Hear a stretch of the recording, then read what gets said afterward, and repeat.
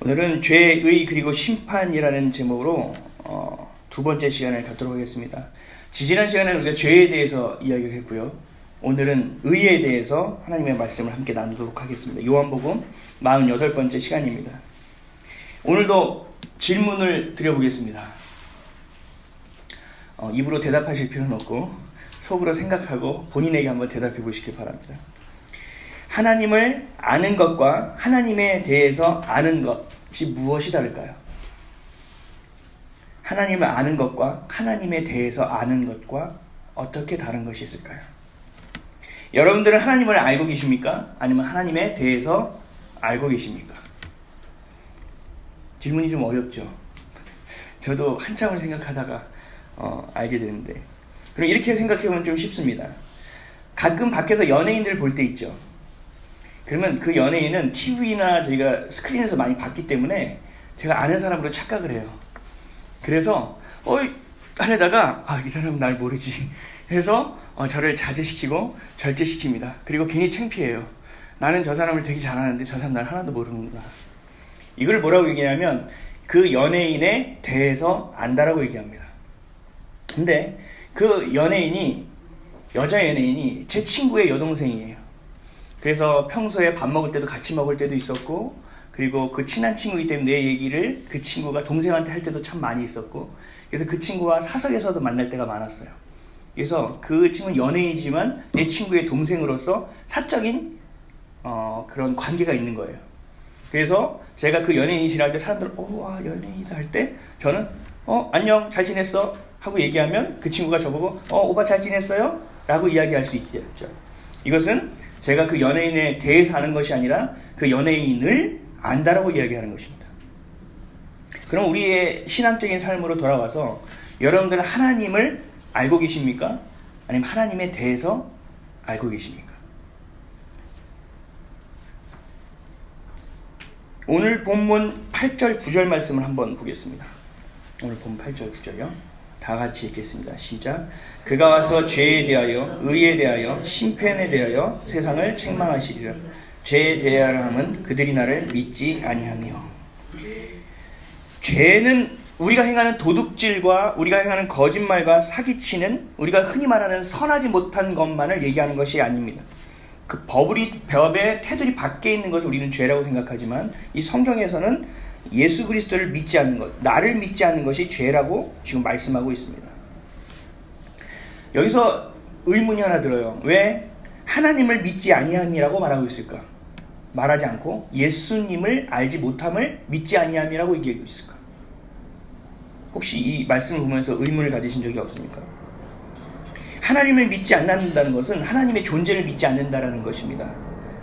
그러나 예수 그리스도를 믿지 않는다는 것은 하나님의 주권을 믿지 않는다는 것을 의미합니다. 유대인들은 하나님의 존재를 믿었습니다. 그러나 그들이 잘못 살아온 것들 가운데서 회개케 하고 돌이키게 하기 위해서 예수 그리스도를 보내셨는데도 불구하고 그 주권을 인정하지 않았습니다. 유대인들은 하나님을 아는 것입니까? 하나님에 대하여 아는 것입니까? 유대인들은 어렸을 때부터 민족 대대로 성경 공부를 해요. 4살인가요? 5살 때부터 토라라고 해서 모세오경, 창출, 레미, 신을 다 외웁니다. 그래서 알라신들한테 그 코란을 외우는 것들 우리 혹시 들어보셨어요? 이래가지고 꼭 저기 절에서 뭐 얘기하는 것처럼 해요. 근데 이슬람 사람들이 그 모세오경을 외우는 것도 거의 비슷해요, 발음이. 아바샤샤하야 뭐 이러면서 그런 걸 어렸을 때부터 외운다고요. 그래서 어렸을 때 그 랍비한테 가서 이 아이를 의탁해요. 그래서 그것을 계속적으로 외우게 해요. 이 사람들이 하나님을 모를 리가 있겠습니까? 하나님의 존재를 모를 수가 있겠습니까? 근데도 불구하고 이들은 예수님을 보내셔서 자신들의 삶에 개입하고 삶에 간섭하려고 하는 예수님이라는 하나님의 주권을 무시한다는 것입니다. 그래서 이 사람들은 하나님을 아는 것이 아니라 하나님에 대해서 아는 것으로 삶의 열매가 맺혀지게 되는 거거든요. 우리도 신앙생활을 편하게 할 수 있어요. 그렇죠? 아주 쉽게 할 수 있어요. 근데 그렇게 됐을 때 우리가 하나님을 아는 것에서 하나님에 대해 아는 것으로 서서히 바뀌어가고 있다는 사실을 여러분들이 인지할 수 있으셔야 된다는 것입니다.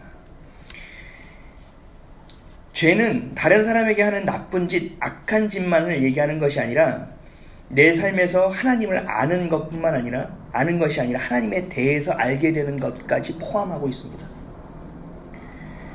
예수를 그리스도로 알지 못하는 것 자체가 성경에서는 죄가 된다라고 말하고 있는 거예요. 하나님은 우리의 삶의 실제적인 분이 되셔야 됩니다. 그냥 하나님하고 이야기할 땐 예배드리고 삶에 들어갔을 때는 내가 알아서 살아가는, 이 성전에서는 권사고 집사고 나가서는 그냥 마음대로 하는 과장 부장이 되어서는 안 된다는 얘기예요. 실제적인 하나님에 대해서 알아야 한다는 것, 그것이 대해서 하는 것이 아니라 하나님을 알아가는 것과의 아주 근본적인 차이가 있다는 것입니다. 창세기를 보면 죄가 어떻게 시작됐죠? 창세기, 아담과 하와가 하나님과 같이 되려고 한 마음의 근본 충동이 있었습니다. 그래서 선악과를 먹으면 눈이 밝아져 하나님과 같이 된다라고 이야기합니다. 하나님보다 자신이 높아지려고 했던 것, 하나님처럼 되어지려고 했던 것이 바로 죄의 발생한 원인이라는 것입니다. 그래서 에덴 동산에서 이들이 쫓겨났고요. 그리고 하나님과의 관계가 단절되었다는 거예요. 하나님과 단절되면 무슨 문제가 있는지 아십니까? 하나님으로부터 흘러내리는 은혜와 하나님으로부터 우리가 받아내야 되는 영양분, 그리고 축복 같은 모든 것들이 단절되어 버린다는 것입니다. 하늘의 신령한 복도, 땅의 기름진 복도 우리에게는 그림의 떡이 되어 버리는 거죠. 실제적인 하나님이 우리의 삶에 드러나시고 우리가 그분을 의지하고 우리의 아버지로 살아갈 수 있는 것이 없어진다는 얘기입니다. 하나님과 내 삶이 완전히 관련 없는 것이 되어버린다는 거죠. 그래서 이게 바로 죄라는 거예요. 그냥 예수님을 모르는 것이 죄, 그럼 뭐야 이런 배타적인 종교가 다 있어 라고 얘기하지만, 이 우리가 관계성을 알고 죄의 근원점을 따져보면 우리가 하나님과 단절된 것, 하나님과 끊어진 것 자체가 죄가 될 수밖에 없는 것입니다. 하나님 앞에서의 죄이고 이것은 교만이 된다는 것입니다. 그래서 이것을 깨닫는 것이 바로 하나님의 자녀로서의 시작이고 회개로 나아가는 기도의 첫 발로 내딛는 것이 된다는 겁니다. 그래서 이것을 깨닫게 하기 위해서 이 땅에 오신 분이 바로 오늘 본문에 읽었던 보혜사 성령님이라는 겁니다. 그리고 성령이 우리에게 오신 것은 이것이 죄라고 우리를 책망하고 가르쳐 주시기 위함이라는 것입니다. 오늘 7절에서 8절 말씀 다시 한번 읽겠습니다. 다시요. 시작. 그러나 내가 너희에게 실상을 말하노니 내가 떠나가는 것이 너희에게 유익이라. 내가 떠나가지 아니하면 보혜사가 너희에게로 오시지 아니할 것이요 가면 내가 그를 너희에게로 보내리니 그가 와서 죄에 대하여 의에 대하여 심판에 대하여 세상을 책망하시리라. 아멘. 이게 우리가 지지난주에 봤던 죄에 대한 것입니다. 혹시 새로우십니까? 이 죄에 대한 것 지난주에 우리가 살펴본 거예요. 그래서 성령을 통해서 우리에게 무엇을 지난주에 얘기하시냐면 죄에 대해서 우리가 다시 한번 생각하고 책망하시고 경계하고 보게끔 하셨다는 것입니다. 오늘은 의에 대한 것입니다. 우리가 성령을 보내주신 것이 죄만을 책망하는 것이 아니라 의와 심판을 책망하시기 위함이라고 말씀하셨기 때문에 우리는 오늘은 의에 대해서 한번 바라봐야 됩니다. 오늘 본문 9절 10절 한번 읽어볼까요? 9절 10절 시작. 죄에 대하여 함은 그들이 나를 믿지 아니하며 의에 대하여 함은 내가 아버지께로 가니 너희가 나를 보지 못하며. 죄를 짓지 않고 살아간다는 것은요, 하나님의 의로 살아간다는 것을 의미합니다. 죄와 하나님의 의는 상반된 관계에 있는 거예요. 우리가 생각하는 선과 도덕과 윤리적인 개념을 뛰어넘는 차원이 하나님의 의라는 것입니다. 그렇기 때문에 우리 가운데서는 선을 찾을 수도 없고 선의 기준을 발견할 수도 없습니다. 하나님만이 선이시기 때문에 우리가 하나님을 알지 못하는 이상 우리는 선과 악에 대한 기준점을 찾을 수가 없어요. 그래서 내 스스로의 기준점을 찾아서 살아갑니다. 여기까진 괜찮아. 이것까진 괜찮아. 야, 남의 돈 1원이라도 내가 먹으면 이거는 죄지. 야, 1원 가지고. 야, 최소 1억은 띵겨야 이걸 죄라고 얘기하는 거야. 야, 참, 저걸 가지고. 자신만의 기준을 세워야 된다는 거예요. 이거를 성경에서 뭐라고 하면 자기의 의라고 얘기하고 있습니다. 그래서 그 우리의 죄를 대신하기 위해서 죄가 없으신 분이 필요했습니다. 우리의 죄를 도말하고 대가를 치러주시기 위해서는 죄가 없는 분이 필요했어요. 그리고 매일같이 짐승의 피를 흘렸던 것을 이제는 그리스도의 이름이라는 것을 대체할 수 있는 것이 필요했어요. 그래서 성령으로 잉태해서 이 땅에 하나님의 아들이 오셨고 그 예수님이 우리의 구원자가 되어주시고 하나님과 단절된 관계를 이어주는 중보자가 되신 것입니다. 그래서 우리가 예수님을 만나고 그를 믿는 것이 의에 이르는 것이라고 정의할 수 있습니다. 고린도후서 5장 21절에 하나님이 죄를 알지도 못하신 이를 우리를 대신하여 죄로 삼으신 것은 우리로 하여금 그 안에서 하나님의 의가 되게 하려 하심이라. 아멘. 예수 그리스도가 우리 안에 오시면 우리가 의로운 자가 되어진다는 거예요. 성경 신학적으로 칭의라는 말이 있어요. 우리는 의인입니까? 의인이 아닙니까? 의인이십니까? 의인이 아닙니다. 근데 하나님이 우리를 의인으로 여겨주셨습니다.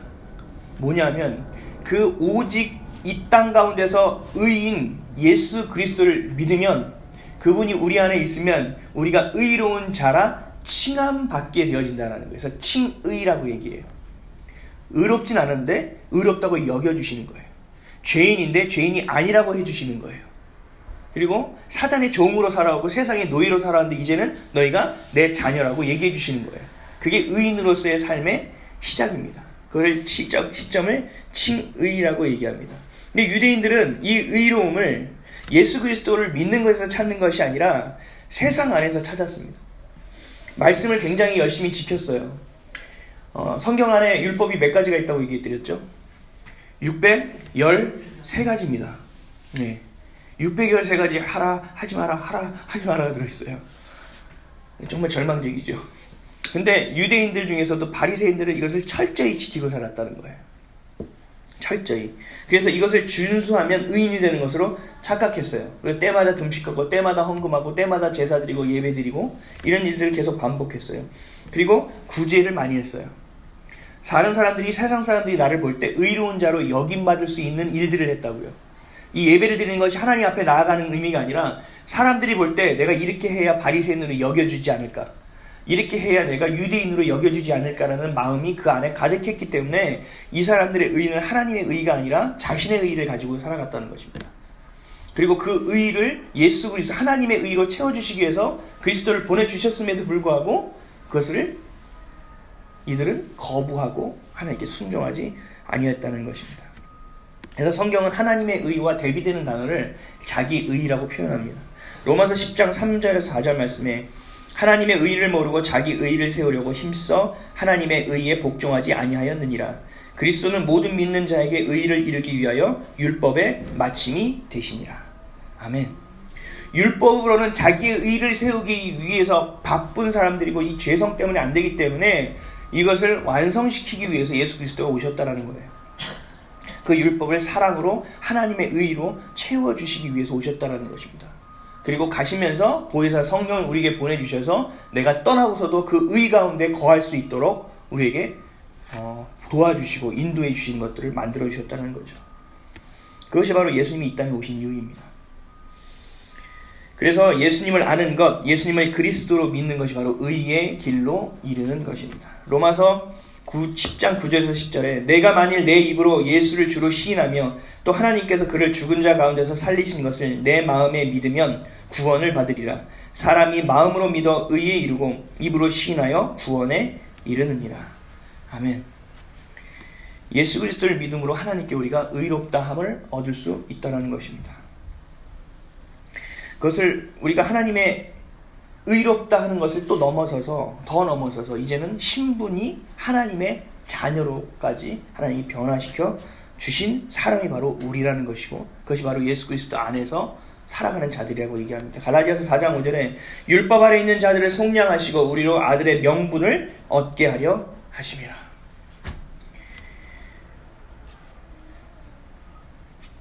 예수 그리스도를 믿지 않고는 의의 길로 갈 수 없다는 거예요. 그래서 우리가 예수를 믿으라고 얘기하잖아요. 예수밖에 구원의 길이 없다라고 얘기하는 것이 여기에 있는 거예요. 요한복음 14장 6절에 예수께서 이르시되 내가 곧 길이요 진리요 생명이니 나로 말미암지 않고는 아버지께로 올 자가 없느니라. 예수님이 십자가는 하나님 말씀에 대한 완전한 순종이었습니다. 그리고 하나님의 아들로 죄 없이 지은 그 십자가의 고난이었습니다. 그렇기 때문에 하나님은 이것을 의롭다라고 인정하시는 거예요. 사람들은 착각해요. 그 의로움을 얻기 위해서 내 수고와 내 노력과 내 헌신과 봉사가 필요하다고 생각하지만 그렇지 않다라는 거예요. 예수 그리스도의 의, 그것을 내가 믿어 의에 이르기 때문에 나를 위해서 십자가에서 죽으신 분이 바로 예수고 그 예수가 나의 그리스도라는 것을 믿는다면 우리는 구원받은 자가 된다라고 하는 것입니다. 인간의 자력으로는 구원을 받을 수가 없고요. 인간의 자력으로는 그 죄를 해결할 수도 없습니다. 저한테 가끔 친구들 만나면 얘기해요. 야, 니네는 너무 배타적이야. 너희는 니네만 구원이라고 생각하지? 너희만 뭐 다 잘났다고 생각하지? 그래서 저한테 얘기하더라고요. 그래서 끝까지 한번 들어보려고. 그래서 너는 어떻게 생각하는데? 뭐 어쩌고 다른 종교는 포용을 하고 만나고 합력하고 뭐 막 이런 일들을 얘기하더라고요. 그래? 근데 그것도 교회에서도 다 하고 있거든. 근데 네가 얘기하는 건 뭐야? 그러다가 제가 결정적으로 질문 하나 던졌어요. 너는 죄가 뭐라고 생각하니? 죄. 그리고 너는 네가 가지고 있는 죄를 어떻게 해결하고 살아가고 있니? 어떤 책을 읽고 어떤 종교를 가서 봐라. 그 죄를 해결한 방법을 가지고 있는 종교가 있는지 라고 제가 얘기했어요. 어떤 종교를 봐도 죄를 해결한 종교는 없습니다. 그것을 고민했던 깊이 있는 사람들의 묵상이 뭉쳐서 종교가 되고 그것들이 세상의 것들로 투영되어 내가 살아갈 수 있는 길 안에 있는 우상화된 것밖에 없다라는 거예요. 죄에 대해서 해결할 수 있는 길이 없습니다. 혹시 해결할 수 있는 길이 있다면 얘기해 주십시오. 새로운 종교를 창시해 드릴 것 같습니다. 죄라는 것은 우리가 해결할 수 있는 몫이 아니라는 것입니다. 철저하게 누군가가 이 죄의 대가를 치러줘야 되는데 그것을 예수님이 그리스도 되심으로 치러주셨다는 것을 우리가 늘 기억해야 됩니다. 그래서 우리의 구원 자력으로 하는 것이 아니라 노력과 수고와 헌신과 구제로 하는 것이 아니라 우리의 믿음으로 우리는 구원을 받는 것입니다. 우리 이제 10월 마지막 주에 아마 종교개혁주일 예배로 드려질 거예요. 루터와 수많은 사람들이 종교개혁을 했던 이유도 바로 여기 있습니다. 구원의 길이 오직 예수 그리스도에게 있다는 것입니다. 다른 것에 있다는 것이 아니에요.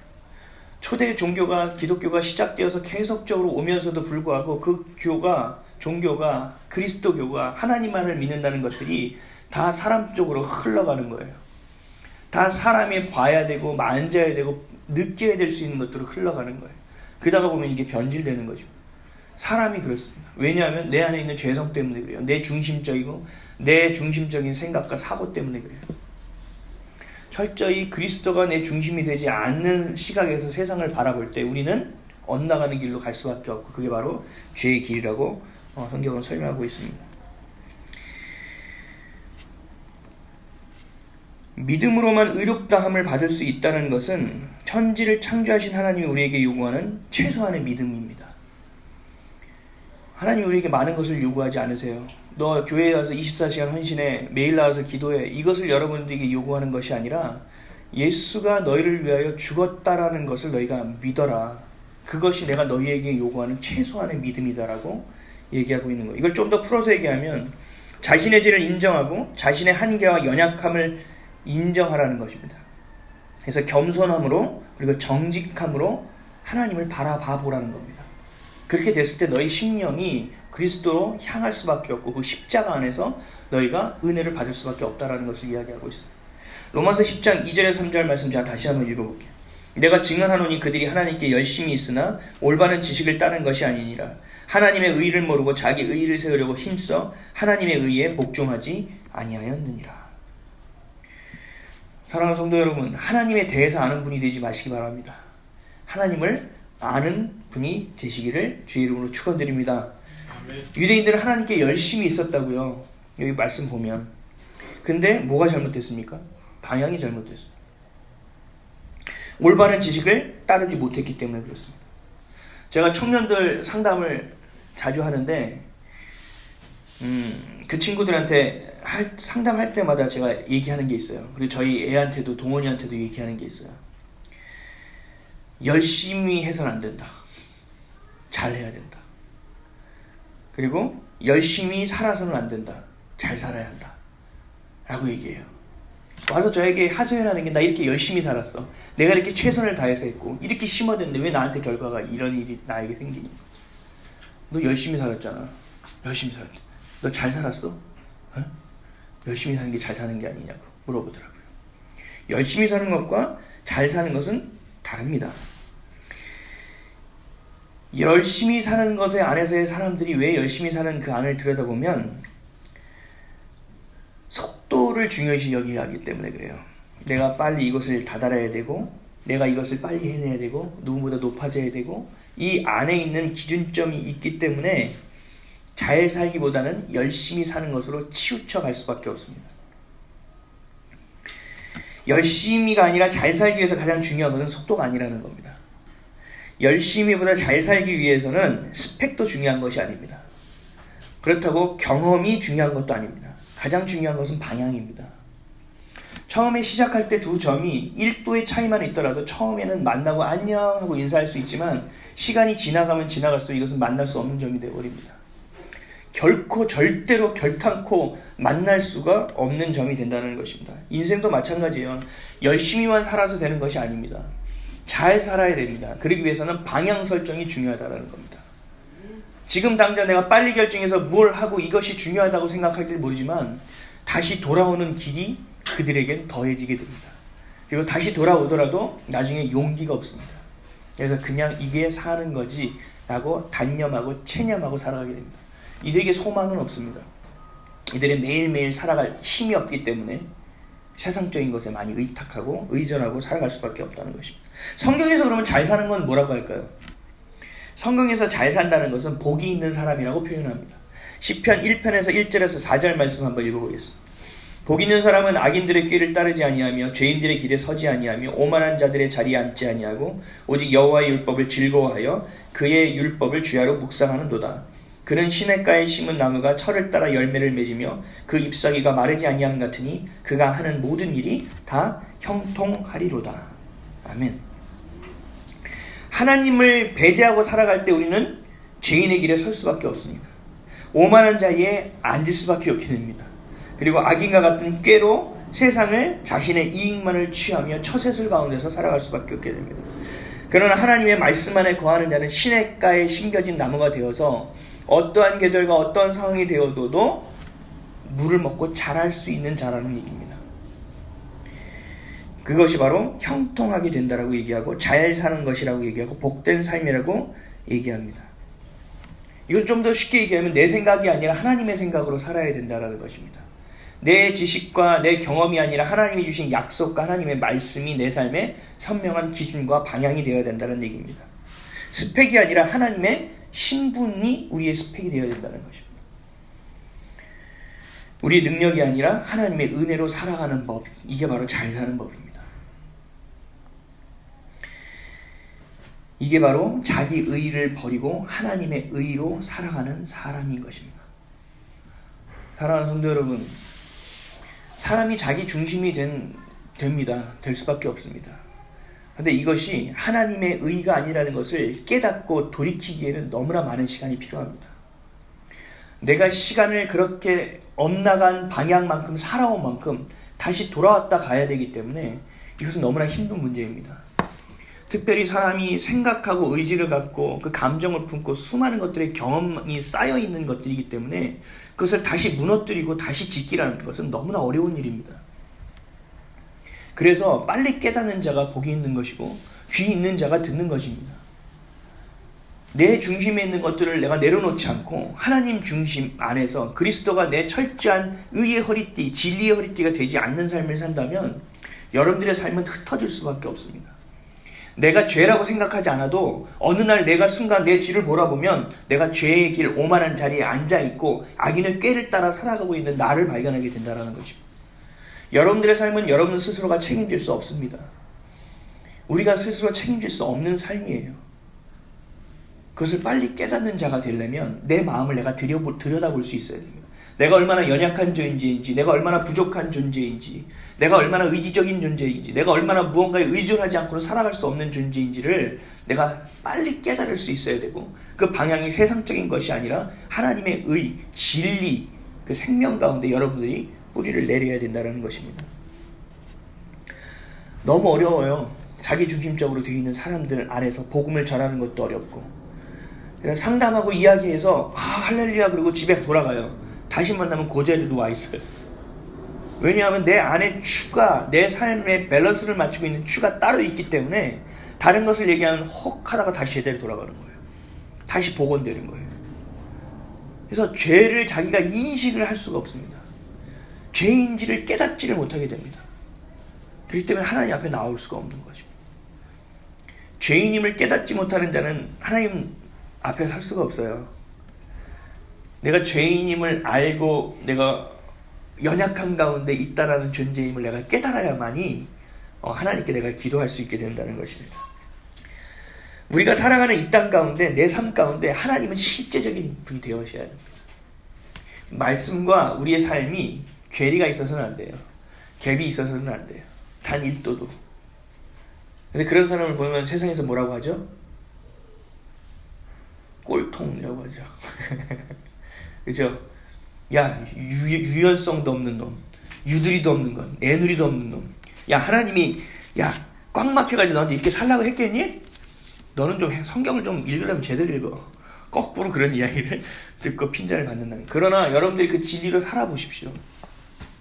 살아보고 얘기를 해야 된다는 거예요. 내가 그 말씀대로 살아보고 그 안에서 내가 결단해보고 내가 그렇게 느껴보고 그 결과물을 내가 보아야만이 하나님의 실제적인 삶을 여러분들이 살아갈 수 있는 거예요. 경험하고 살아갈 수 있는 것입니다. 그분이 바로 보혜사 성령님입니다. 그것을 도와주시는 분이. 저는 그래서 늘 의지해요. 부탁하고 도와달라고 그러고 알려달라고 그러고 보여달라고 그러고 기도도 안 돼요. 기도하게 해달라고. 성경 보면 저를 위해서 기도해 주신다고 하셨으니까 나는 위해서 기도해달라고 그래요. 그리고 쇼파에서 쉬어요. 우리 사랑하는 성도 여러분, 주님이 여러분들의 아버지가 되십니다. 그리고 여러분의 의가 되어주십니다. 여러분들 그것을 믿으셔야 됩니다. 그것을 믿고 여러분들이 이렇게 살아내셔야 내 삶 가운데 하나님이 개입하시는 거예요. 간섭해 주실 수 있는 거예요. 유대인들이 하나님의 존재를 알았습니다. 그러나 그 존재에 대한 내 삶의 그 존재가 다가오는 것을 거부했습니다. 그 주권을 의지하지 않았습니다. 경험할 수 없습니다. 경험하시기를 주님의 이름으로 축원드립니다. 제가 대학교에서 강의할 때 학생들에게 얘기했습니다. 제가 얘기하면 이미 기독교의 색채를 전하는 것을 알고 있어서 귀를 딱 막고 들어옵니다. 눈을 가리고 들어옵니다. 그래서 저는 그 기독교의 색을 다 빼버립니다. 그래서 세월호의 사진을 띄워놓고 그때 이슈, 그런 이슈들을 다 띄워놓습니다. 그래서 이야기를 하면서 또 좋은 재미있는 이야기를 해주고 제 경험에 대해서 이야기해주면서 그들의 마음을 열어갑니다. 그러면서 그들에게 권면합니다. 기독교라는 거에 대해서 무조건 배타적으로 생각하지 말아라. 너희가 살아오는 지금의 나이는 많은 것들을 흡수해야 한다. 그리고 많은 것들을 머릿속에 넣고 그 안에서 정리할 수 있는 것들이 키워져야 된다. 이것이 진리라고 믿고 있는 사람들이 참 많지 않니? 성경이 세계에서 최고의 베스트셀러 아니니? 그럼 이번 기회에 성경을 한번 읽어보면 어떻겠니? 내가 너한테 예수님을 믿으라는 게 아니라 너 삶에 있어서 이것이 너에게 많은 도움이 된다는 거예요. 지금의 수많은 우리의 문화의 기본과 기초가 되어진 것이 기독교적인 문화 안에서 세워진 것이기 때문에 너희가 이러한 이해를 가지면 많은 도움이 될 수 있다 라고 하면서 그 실제적인 예를 끌어다가 친구들한테 이야기를 해줍니다. 그러면 수업 태도가 바뀝니다. 그리고 자기의 왜 수업 태도가 바뀌냐면 자기의 실제적인 삶과 신앙이라는 것, 이 종교 기독교라는 것이 멀리 있는 것이라는 것을 점점 줄이기 때문에 그래요. 내가 살아가는 이 실체와 그 말씀, 하나님 예수님이라는 분이 너무 멀리 있다는 것이 줄여지기 때문에 가능한 일이라는 거죠. 근데 교회를 다니면서도 불구하고 하나님은 하나님이고 나는 나지. 예수님이 나를 위해서 죽은 건 참 감사한 일이지만 내가 꼭 부탁한 것도 아니고 그냥 감사하고 살면 되는 거 아니야? 그리고 세상은 세상의 법칙이 있고 하나님 나라는 하나님의 법칙이 있는 거니까 성경은 교회 안에서 하는 일이고 나갔을 땐 세상의 법을 따르는 게 맞는 것이지 라고 살아가는 사람은 하나님을 절대 경험할 수가 없다는 겁니다. 하나님은 실체입니다. 믿으십니까? 여기 증거가 서 있지 않습니까? 개망나니의 삶을 살다가 하나님의 종이 되어 서 있는 사람이 있지 않습니까? 여러분들의 삶을 변화시키는 것입니다. 여러분의 삶이 진리와 생명되게 하시는 분이 하나님이라는 것을 여러분 믿고 의지하시기를 주의 이름으로 축원드립니다. 그 모든 일을 상의하는 것, 성령님께, 이게 기도입니다. 그리고 그 문제가 일어났을 때 그 뜻을 묻는 게 기도입니다.